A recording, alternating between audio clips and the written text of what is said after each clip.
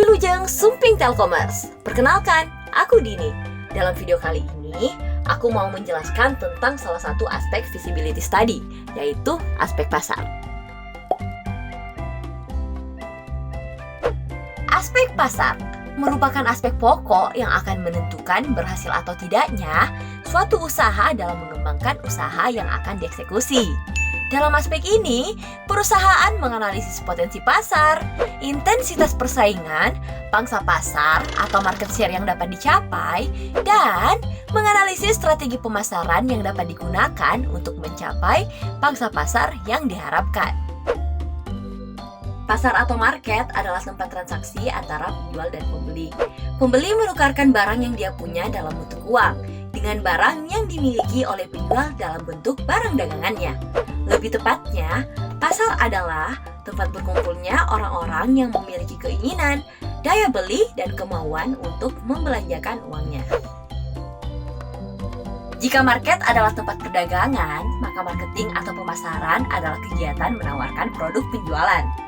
Produk tersebut adalah hasil dari riset pasar yang dilaksanakan untuk menentukan target pasar. Penjual perlu mempertimbangkan 5 hal seperti jenis atau bentuk pasar, jenis pembeli, pesaing, sistem harga, serta metode distribusi dan pemasaran. Sebelum berbisnis, penjual perlu mengetahui jenis dan bentuk pasar di mana mereka akan berjualan. Berdasarkan bentuknya, terdapat 4 bentuk pasar, seperti pasar persaingan sempurna, pasar monopolistik, pasar monopoli, dan pasar oligopoli. Sedangkan berdasarkan jenisnya, terdapat 4 jenis pasar, seperti pasar konsumen, pasar industri, pasar penjual, dan pasar pemerintah. Harga merupakan salah satu faktor yang dipertimbangkan oleh para penjual untuk menarik konsumen. Dengan melakukan analisis penawaran, penjual bisa mengetahui harga penawaran atas barang di suatu pasar sebelum menetapkan harga jual. Analisis penawaran mempertimbangkan 4 faktor, seperti harga barang lain-lain, biaya faktor produksi, tujuan perusahaan, dan tingkat produksi. Dalam aspek pasar, tentunya produk harus disampaikan secara tepat kepada konsumen agar dapat bersaing di pasaran. Salah satu metode yang digunakan yaitu dengan model STP atau Segmenting, Targeting, Positioning. Model STP adalah kerangka kerja yang menyederhanakan proses segmentasi pasar. Model ini berfokus pada pemilihan segmen yang paling berharga bagi bisnis serta pengembangan strategi pemasaran produk, sehingga penyampaian pesan lebih relevan untuk masing-masing segmen.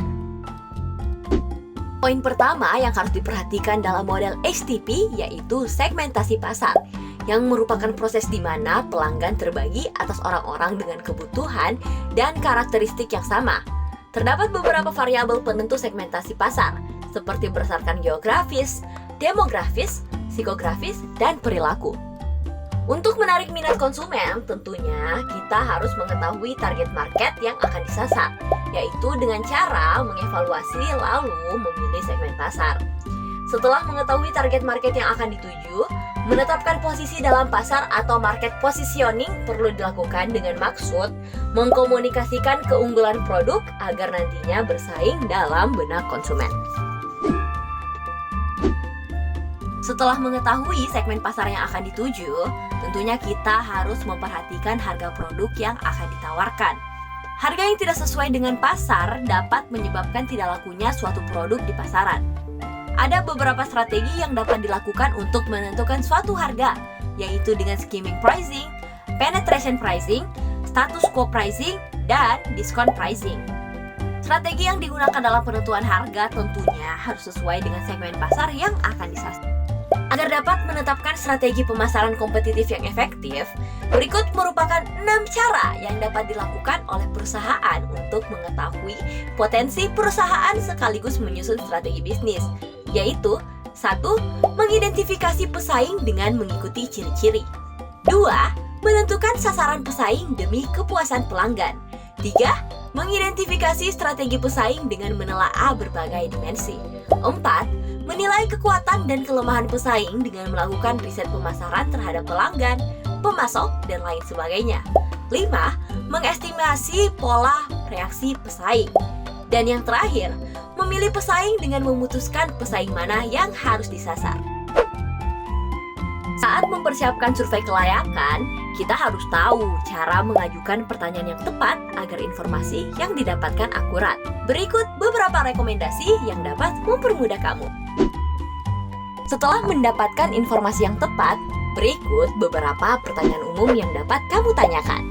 Meliputi pertanyaan tentang permintaan, pelanggan, pesaing, serta harga dan saluran distribusi. Terima kasih Telkomers telah menyaksikan video kali ini.